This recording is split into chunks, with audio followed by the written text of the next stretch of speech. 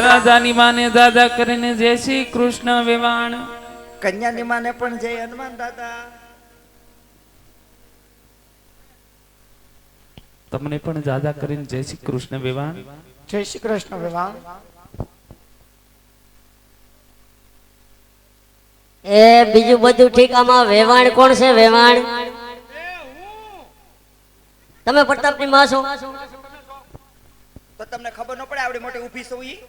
તમે બે એક કલર પહેર્યો, આમાં કેમ ખબર પડે કઈ વેવાણ છે એમ? અરે એક તો ખરા. તમે પ્રતાપની માં છો હા. ભાઈ? આટલા બધા હરક પદુડા થવામાં 6 મહિના પછી ખબર પડશે. શેની ખબર પડશે? ઓલો મંડો પરો જઈને મીઠાઈ વાળો આવશે, મીઠાઈ વાળો જઈને હોની આવશે, હોની જઈને ઢોલી આવશે, ઢોલી જઈને કેટસ વાળી બાઈઓ આવે, હળિયાળી ચાલુ થાય પછી ખબર પડે. અહીંયા અમારા પ્રધાનજીને પૂછી લ્યો.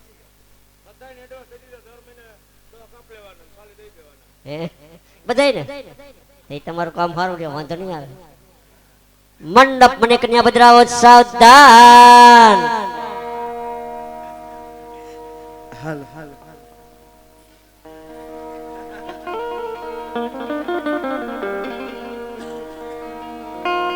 ઘરમાંથી નીસરો એ હવે 16 વાર સુંદરી આવર રાજા જુએ તમારી વાટડી રે, માંડવામાં જુએ તમારી વાટડી.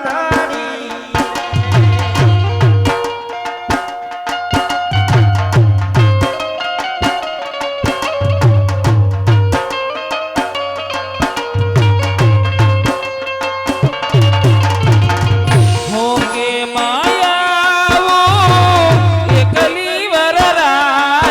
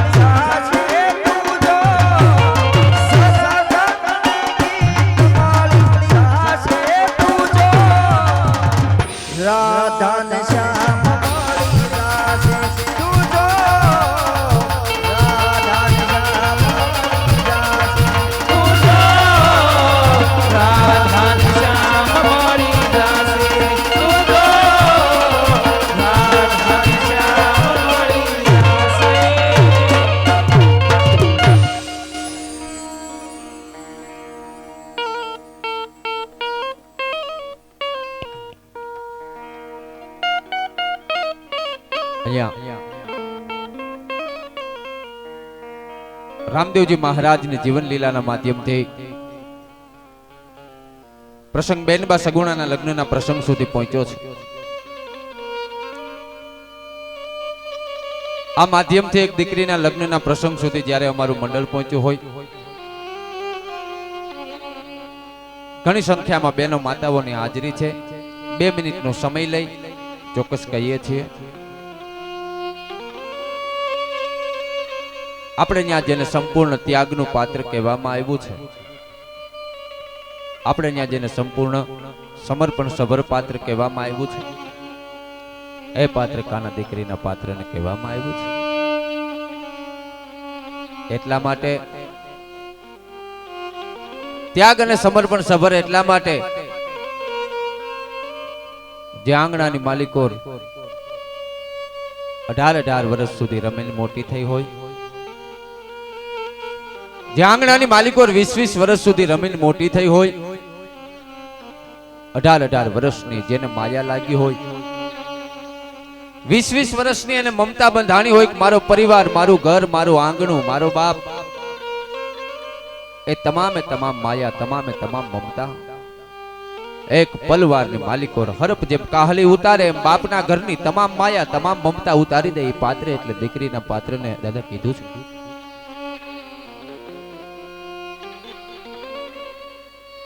એવું પાત્ર એટલે બેનબા સગુણા.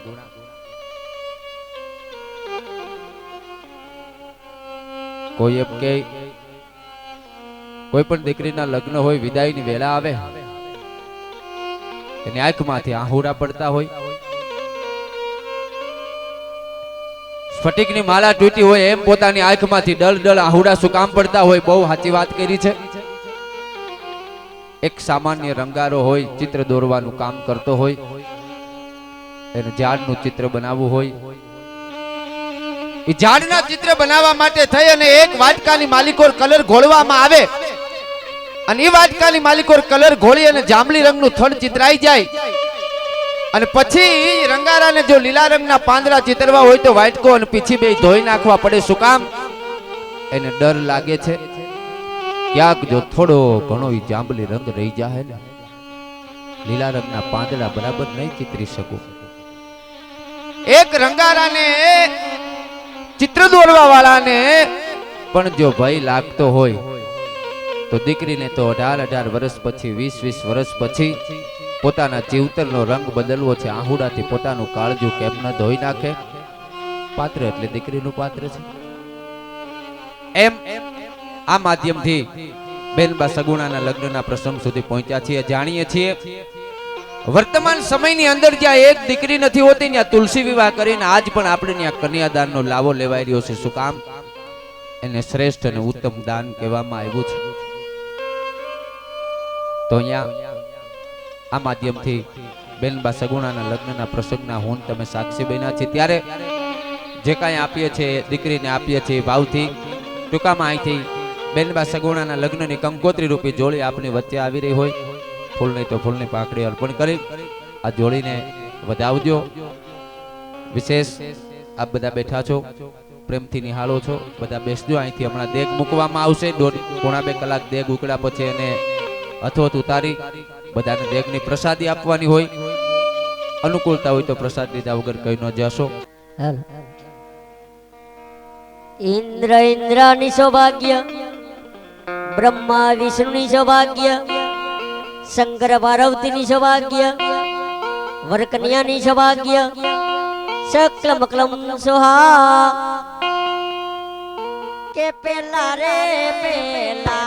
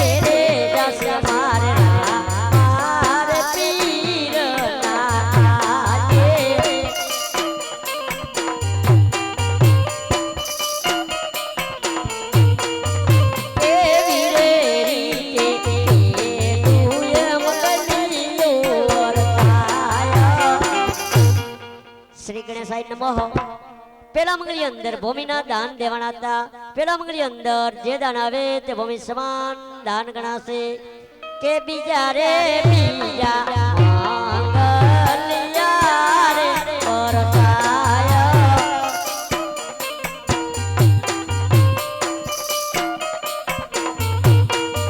બીજે રે અમંગલ સેનાર દાન દેવાય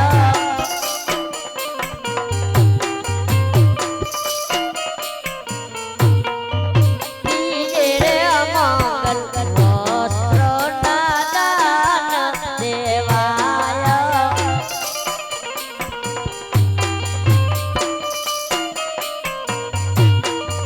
એ દાન દેશે મારે આરતી સોસાયટીના ભાઈઓ બહેનો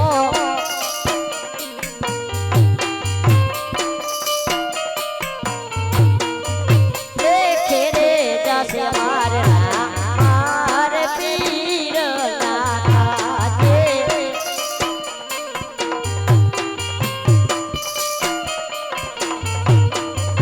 એવી રે રીતે બીજુએ મગલિયું વર્તાય શ્રી ગણેશાય નમઃ બીજા મંગલી અંદર વસ્ત્રના દાન દેવાના હતા બીજા મંગલી અંદર જે દાન આવે તે વસ્ત્ર સમાન દાન ગણાશે મારા તે વીરની પોપટ સા